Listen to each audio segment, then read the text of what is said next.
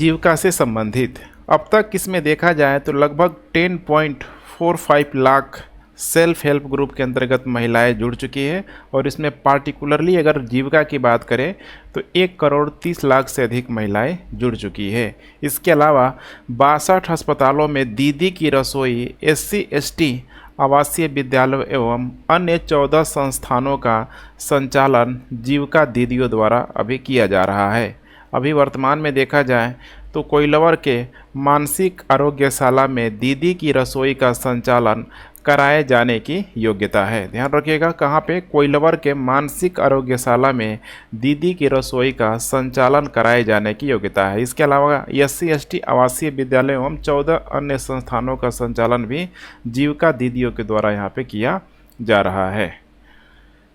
Next है यहाँ पे मुख्यमंत्री महिला उद्यमी योजना के तहत 40 जीविका दीदी को उद्यमी के रूप में चयनित कर मुजफ्फरपुर में बैक क्लस्टर के रूप में यहाँ पे विकसित किया जा रहा है। कितने यहाँ पे नंबर पूछ सकता है? यहाँ पे 40 जीविका दीदी को इंटरप्रेन्योरशिप में चयनित करके मुजफ्फरपुर में बैक क्लस्टर विकसित किया गया है यहाँ पे। कि नेक्स्ट यहाँ पे पर्यावरण, वन एवं जलवायु परिवर्तन विभाग एवं विकास विभाग से समन्वय कर 519 जीविका दीदियों ने पौधाशाला विकसित किए हैं, जिनमें 319 जो नर्सरी मनरेगा के तहत 200 पर्यावरण, वन एवं जलवायु परिवर्तन विभाग के समन्वय से यहाँ पे विकसित किया जा रहा है। नेक्स्ट यहाँ पे मुख्यमंत्री कन्या विवाह योजना। मुख्यमंत्री कन्या विवाह योजना ये खासकर देखा जाए तो BPL परिवार अथवा ऐसे परिवार जिनकी वार्षिक आय 60,000 से कम हो, कन्या विवाह के समय 5,000 रुपये का भुगतान DBT के माध्यम से, डायरेक्ट बेनिफिट ट्रांसफ़र के माध्यम से इसमें किया जाता है। अब इसके लिए जो बजट में जो प्रावधान किया गया है 100, देख पा रहे हैं यहाँ पे 100 दशमलव यहाँ पे कह सकते हैं, ठीक है, 100.43 करोड़ रुपए का यहाँ पे प्रावधान किया गया है।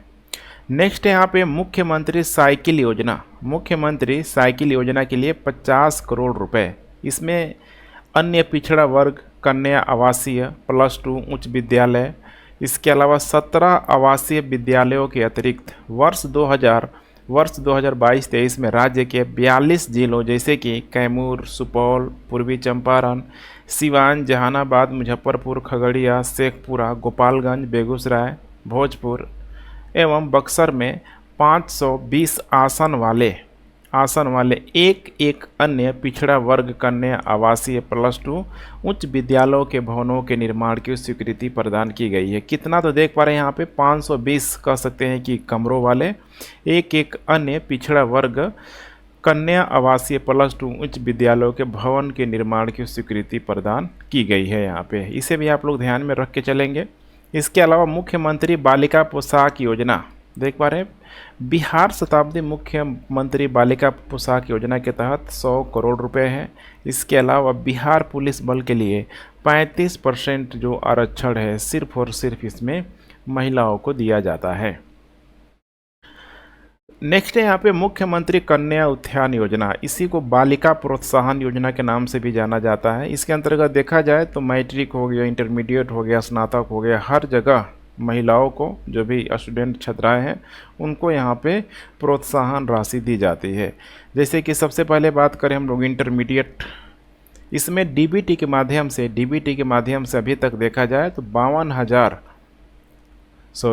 5,21,078 अविवाहित महिलाओं को, इंटरमीडिएट किसी के लिए यहाँ पे अविवाहित महिलाओं को इसमें दिया जाएगा, विवाहित नहीं। अविवाहित महिलाओं को 25,000 रुपये की दर से प्रत्यक्ष भुगतान उपलब्ध कराई गई है। 2023-24 में इंटरमीडिएट के लिए 400 करोड़ का प्रावधान था। वहीं स्नातक की बात करें हम लोग 50,000 रुपये इसमें दिया जाएगा, विवाहित और अविवाहित दोनों को यहाँ पे इसमें मिलेगा।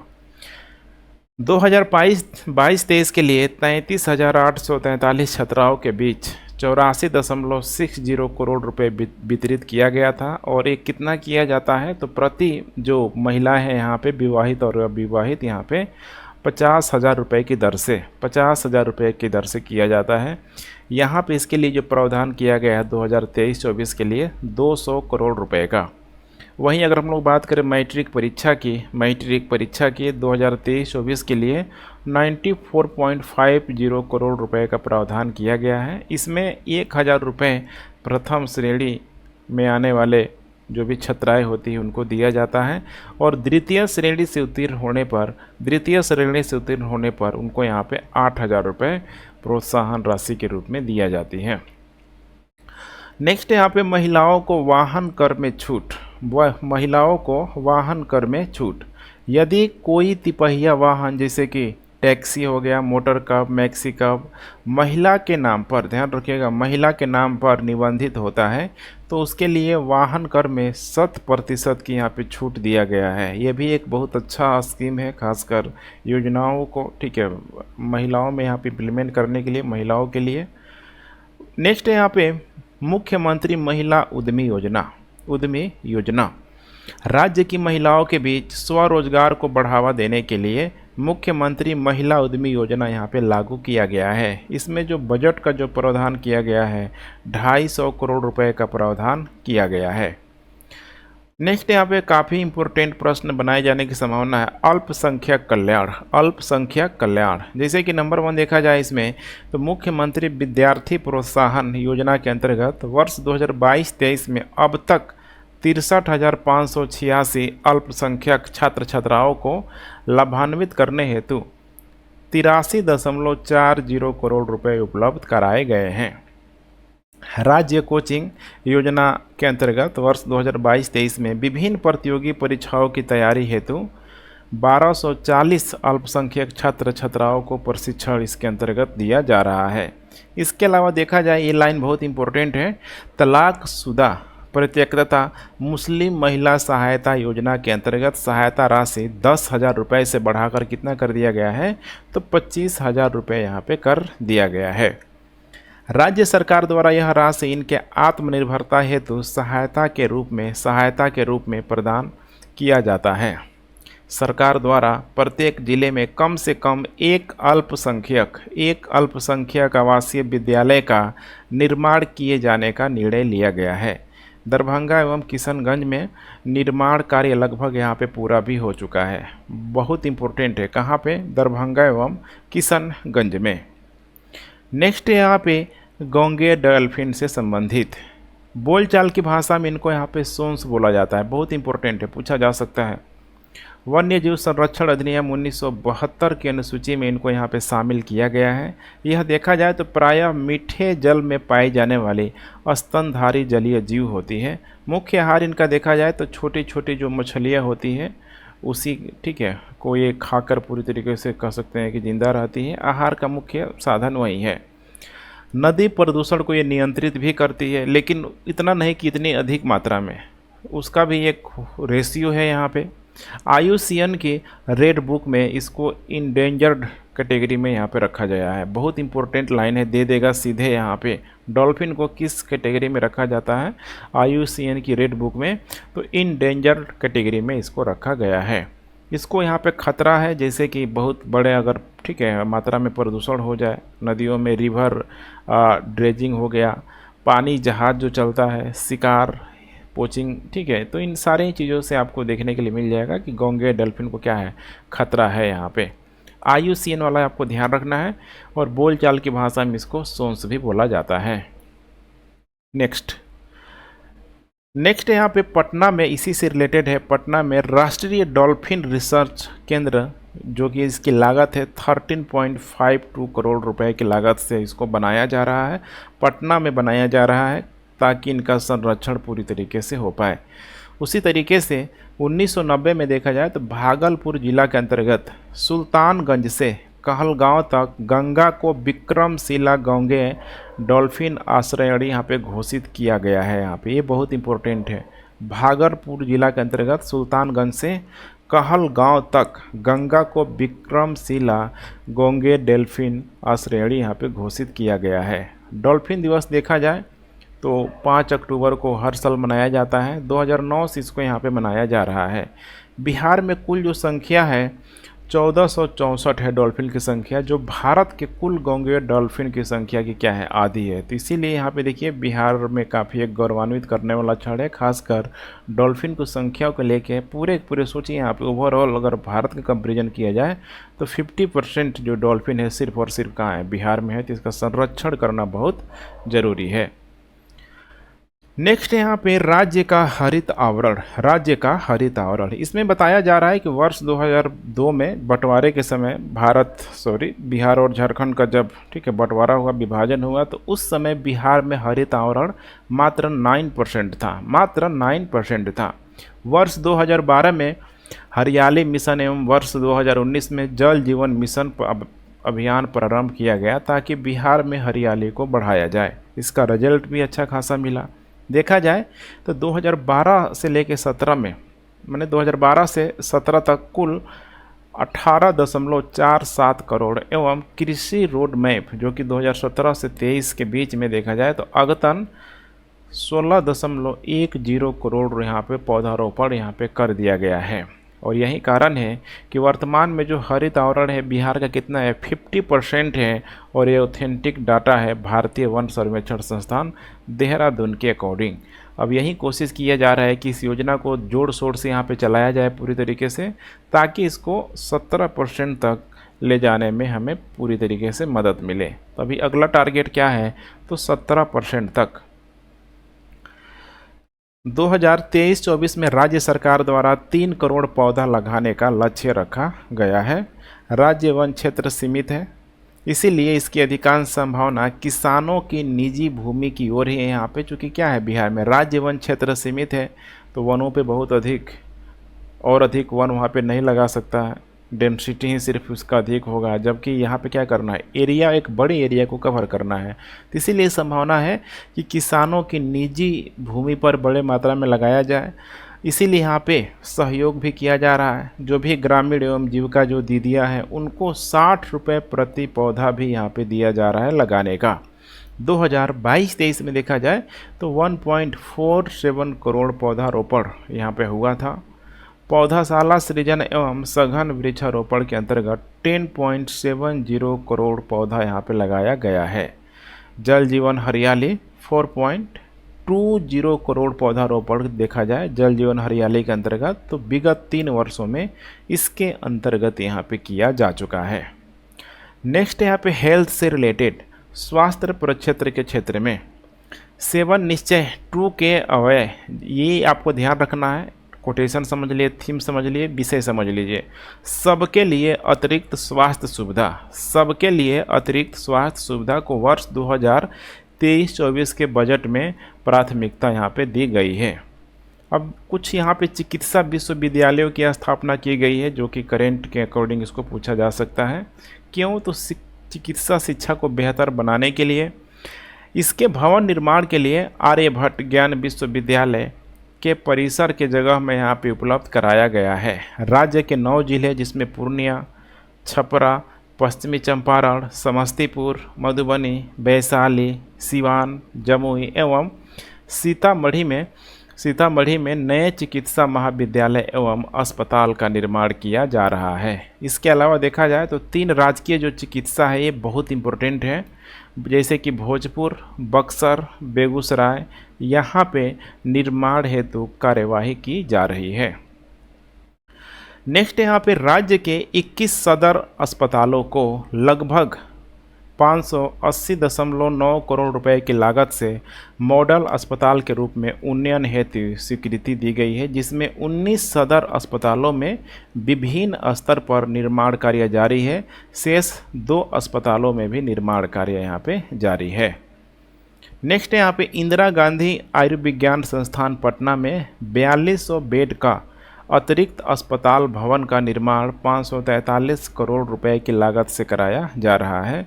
उसी तरीके से पटना मेडिकल कॉलेज अस्पताल को विश्व स्तरीय अस्पताल के नामांकन क्षमता एवं 5462 बेड के अस्पताल के रूप में विकसित करने हेतु परियोजना प्रस्तावित की गई है एवं निर्माण कार्य यहाँ पे आरंभ है। उसी तरीके से राज्य के 243 विधानसभा क्षेत्रों में एक अतिरिक्त प्राथमिक स्वास्थ्य केंद्र के साथ साथ 5 स्वास्थ्य उपकेंद्र एवं 22 सामुदायिक स्वास्थ्य केंद्र यथा कुल हो जाएगा 379 स्वास्थ्य संस्थान के निर्माण हेतु 4,754.99 करोड़ रुपए की स्वीकृति प्रदान की गई है। राज्य में दंत चिकित्सा एवं शिक्षा के विस्तार के उद्देश्य से ये बहुत इम्पोर्टेंट है। राजकीय दंत चिकित्सा महाविद्यालय एवं अस्पताल कहाँ पे? नालंदा के रहुई में निर्माण यहाँ पे किया जा रहा है। देख पा रहे हैं यहाँ पे ये 42 नहीं है, 12 दिसंबर 2022 को उपकरणों से सुसज्जित कर इसको क्रियाशील कर दिया गया है। राज्य में मानसिक आरोग्यशाला की कमी को देखते हुए कोइलवर में, जो कि भोजपुर में स्थित है, 272 बेड का आधुनिक अस्पताल 16 सितंबर 2022 को क्रियाशील इसे कर दिया गया है।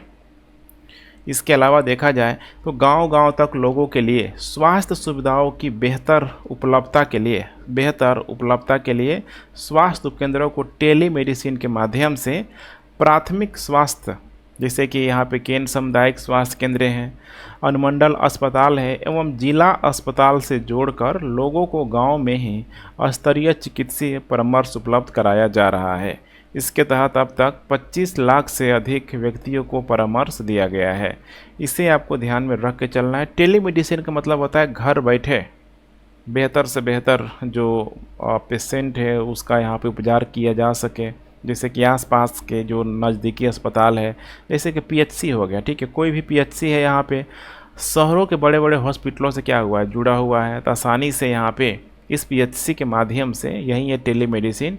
यहाँ के जो बड़े बड़े डॉक्टर हैं आसानी से जो गंभीर जो मरीज़ हैं यहाँ पे उनका ट्रीटमेंट कर सकते हैं टेलीफोन के माध्यम से, इंटरनेट के माध्यम से।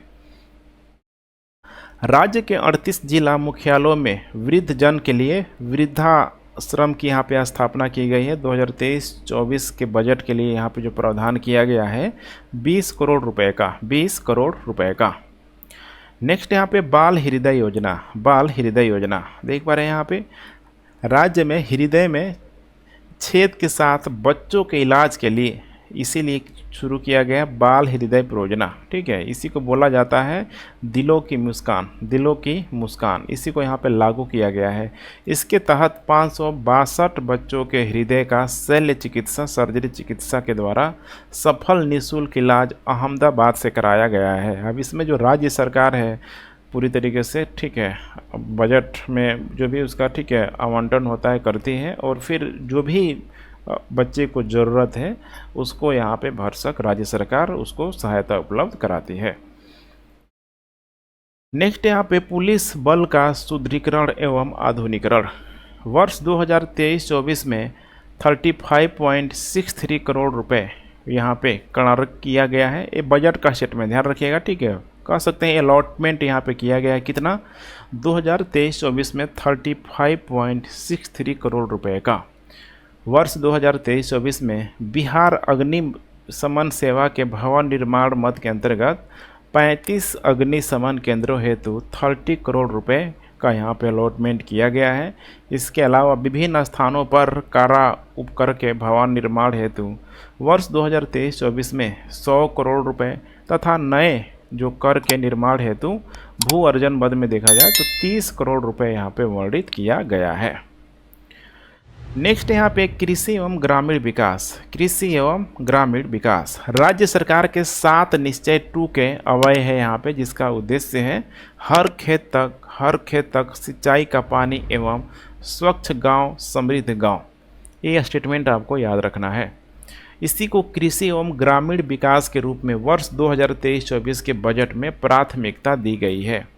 वर्ष 2078 में कुल खाद्यान्न उत्पादन कितना था तो 478.02 लाख मीट्रिक टन था, जो 2022 में बढ़कर ये हो गया है 84.86 लाख मीट्रिक टन यहाँ पे हो गया है। यहाँ पे ध्यान रखना है 2022 में 2078 नहीं होगा, यहाँ पे वर्ष 2078 की जगह 18 है और कुल खाद्यान्न उत्पादन कितना था 178.02 लाख मीट्रिक टन था, जो वर्ष 2022 में बढ़कर कितना हो गया है, 184.86 लाख मीट्रिक टन हो गया है। यही आपको करेक्शन करना होगा, ध्यान दीजिएगा। जैविक खेती के अंतर्गत 92,000 एकड़ से अधिक क्षेत्रों में तथा टपकन सिंचाई के अंतर्गत लगभग 43,000 एकड़ क्षेत्रों में यहाँ पे की जा रही है। जैविक खेती 92,000 एकड़ में, और जो टपकन जो सिंचाई जो होता है, जो टपक टपक के जो, ठीक है, कह सकते हैं बूंद बूंद कह सकते हैं, ठीक है, इसके माध्यम से लगभग 43,000 एकड़ क्षेत्रों में खेती की जा रही है। वर्ष 2022 में कुल खाद्यान्न उत्पादन था 184.86 लाख मीट्रिक टन यहाँ पे हो गई है। जैसे कि यही जो डेटा था तभी टाइपिंग मिस्टेक था, इसे अब सुधार लिया गया है।